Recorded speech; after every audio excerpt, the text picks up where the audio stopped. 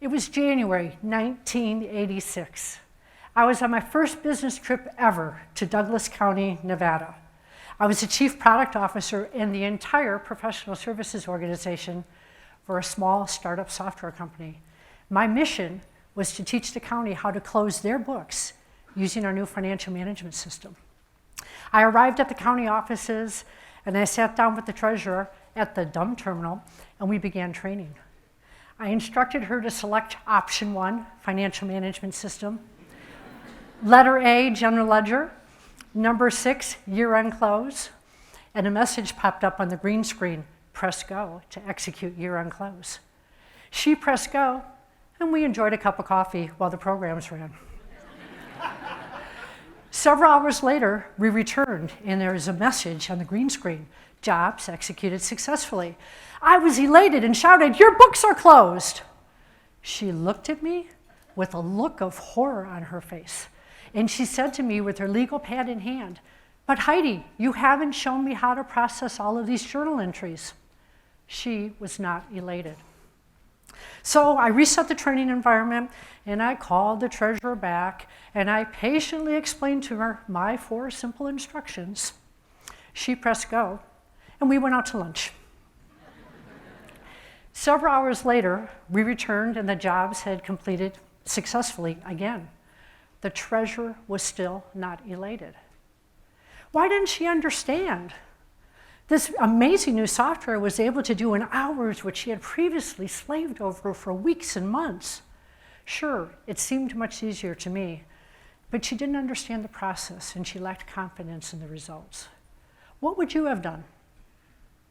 Well, I stayed up all night and I coded a series of reports to include all of the journal entries that were on the treasurer's legal pad. The following morning, I went back to the county offices and we sat down at the dumb terminal and we tried it again. She pressed go and we anxiously awaited for the programs to complete execution again. But this time, we walked over to the printer where green bar computer paper was printing pages of journal entries in the exact order that she had written on her legal pad. She was elated. Douglas County's treasurer didn't necessarily want me to teach her how to use the new software. What she wanted me to do was to show her exactly what she had always done manually using the new software. It was somehow inconceivable to her that the world was changing and that technology could now close her books in a matter of hours, not weeks. She didn't realize that she would have to change what she was doing. This would be the very first lesson I learned about technology. People are more important than technology.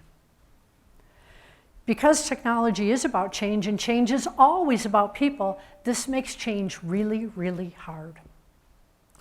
Digital disruption has changed everything since my encounter with the Douglas County treasurer.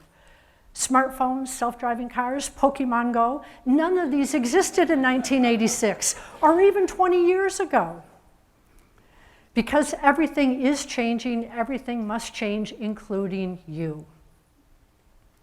Well, the antidote is agile in both the technical and a human sense. Today, I will focus on the human sense. You see, at its core, agile is about change. It's about changing human behavior and how we interact with each other. It's about uncovering better ways of doing things and helping others to do it. It's a fundamentally different way of working, thinking, and being. To thrive in a world of digital disruption and continuous change, we must become agile. The first step to becoming agile is to embrace the agile mindset of meeting people where they are. I've discovered 3 dimensions of this.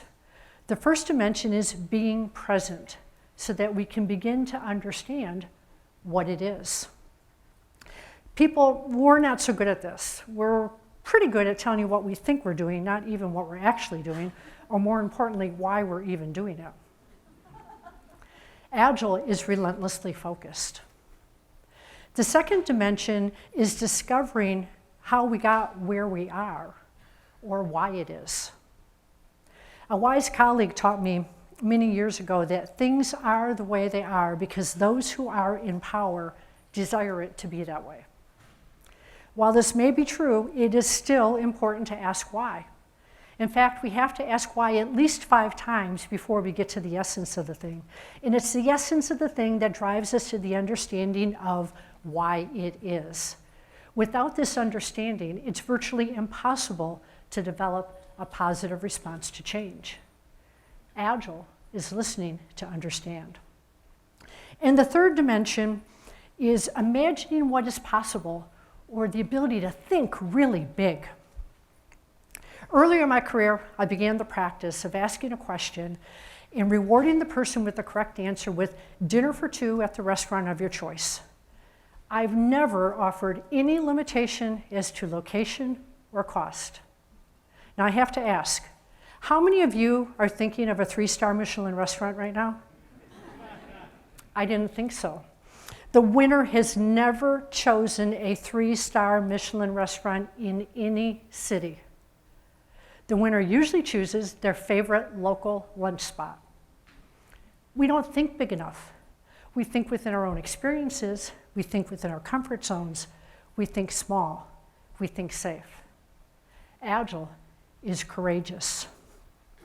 We are all capable of adopting this agile mindset and becoming agile, relentlessly thinking, listening to understand, acting with courage, and embracing this fundamentally different way of thinking and being.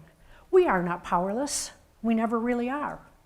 With this new agile mindset, we have the power to effectively adapt to change if we are willing to embrace these 3 simple practices in our daily lives. First, are you willing to ask for help? This is the key to humility. To be successful, we don't have to have all the answers or to know everything, but we must be willing to say these 3 words: I don't know. Humility, that quality of being teachable, it's the core leadership discipline. It's a sign of strength. Ironically, once we've learned how to ask for help, it becomes much easier to help others. Agile is both humble and selfless. Second, are you willing to make mistakes and sometimes even fail? This is the key to curiosity. Lorraine taught me this in my first management job out of college. She was learning how to use our new accounts payable system. At the end of each day during the month of parallel processing, she would gather all the invoices she had entered, and she would circle all the mistakes she had made in red, and she'd bring all of this into my office to review with me. And when she was finished, she would probably say, "Heidi, at least you know I'm learning. I'm making mistakes." Agile is learning from our mistakes. And then finally, are you willing to recognize others? This is the key to compassion. Several years ago, I had the opportunity to visit the Taj Mahal on a business trip to India. It was an extraordinary experience. During this same visit, I was also asked to bless the construction of a water supply system at the Kanagi Nagar Government School in Chennai. It's basically a community of slum-board tenements. It's been this way since 2004, when over 15,000 fishermen and their families were relocated there after the tsunami. When we arrived at the schoolyard, Donna Lakshmi, the head schoolmaster, and her students, they greeted us with a performance of traditional Indian dances, followed by a display of martial arts.